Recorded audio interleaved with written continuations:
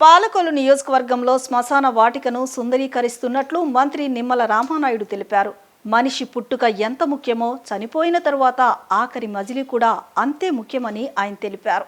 పశ్చిమ గోదావరి జిల్లా అగర్తిపాలెం గ్రామంలో శ్మశాన వాటిక అభివృద్ధి పనుల్లో పాల్గొని మంత్రి నిమ్మల రామానాయుడు గ్రామస్తులతో కలిసి శ్రమదానం చేశారు.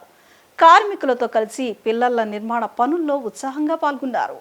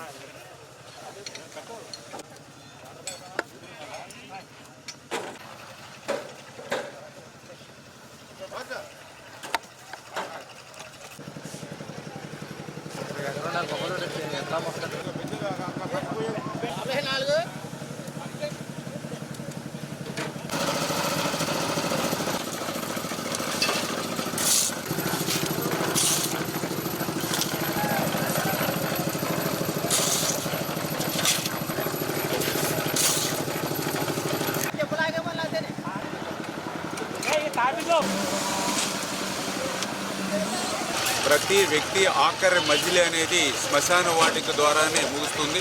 అటువంటి శ్మశాన వాటికలు కూడా అందమైనటువంటి పరిశుభ్రమైనటువంటి కైలాస వనాలుగా మార్చాలనే పాలకొల్లు పట్టణంలో కూడా మరి అత్యంత సుందరంగా కైలాస వనాన్ని తీర్చిదిద్దిన విషయం మీ అందరికీ తెలుసు. ఆ స్ఫూర్తితోనే నియోజకవర్గంలో ఉన్నటువంటి ప్రతి శ్మశాన వాటికని కూడా కైలాసవనంగా మార్చాలి. అయితే దీనికి ఆర్థిక పరమైనటువంటి ఇబ్బందులు, ఎందుకంటే 5 సంవత్సరాల వైఎస్ఆర్సీపీ పాలనలో రాష్ట్ర ఆర్థిక పరిస్థితి అంతా కూడా తుడిచిపెట్టుకుపోయినటువంటి స్థితిలో మళ్ళీ ఈ యొక్క సిఎస్ఆర్ ఫండ్స్ని మొబిలైజ్ చేసుకుని గ్రామస్తులు కూడా దాతల సహకారం తీసుకుని దానితో పాటుగా ఎవరైతే గ్రామాల్లో ఉంటారో వాళ్ళందరూ కూడా స్వచ్ఛందంగా ఈ పనుల్లో శ్రమదానం చేసి ఈ శ్మశాన వాటికను పూర్తి చేయాలనేటువంటి సంకల్పంలో భాగంగా మరి ఈరోజు సెలవు దినమని ఆదివారం అని అటువంటి పక్కన పెట్టుకుని ఈవేళ తెల్లవారు జామున నుండి మిట్ట మధ్యాహ్నం అవ్వచ్చు లేదా రాత్రి అర్ధరాత్రి కూడా షిఫ్ట్ల వారీగా కూడా పనుల్ని విభజించి అంటే గ్రామంలో ఉన్నటువంటి వాళ్ళను కూడా డివైడ్ చేసి ఒక పార్టు ఒక పూట, ఒక పార్టు ఇంకొక పూట, యూత్ ఒక పూట, కొంచెం మిడిల్ ఏజ్ ఇంకొక పూట, ఇట్లాగా షిఫ్ట్ల వారీగా కూడా పనిచేసి ఆ యొక్క శ్మశాన వాటికల్ని ప్రజల భాగస్వామ్యంతో పూర్తి చేయాలనేటువంటి ఆలోచనతో ఈ పనులకి శ్రీకారం చుడుతున్నామని చెప్పి మీ ద్వారా తెలియజేసుకుంటూ, అందులో భాగంగానే ఈరోజు ఆగర్తిపాలెం శ్మశాన వాటికి సంబంధించి బోర్లు తీయడం దగ్గర నుంచి భీములు కట్టడం దగ్గర నుంచి పాతువేలు తయారు చేయడం దగ్గర నుంచి అందరం కూడా పనుల్లో భాగస్వాములయ్యాం.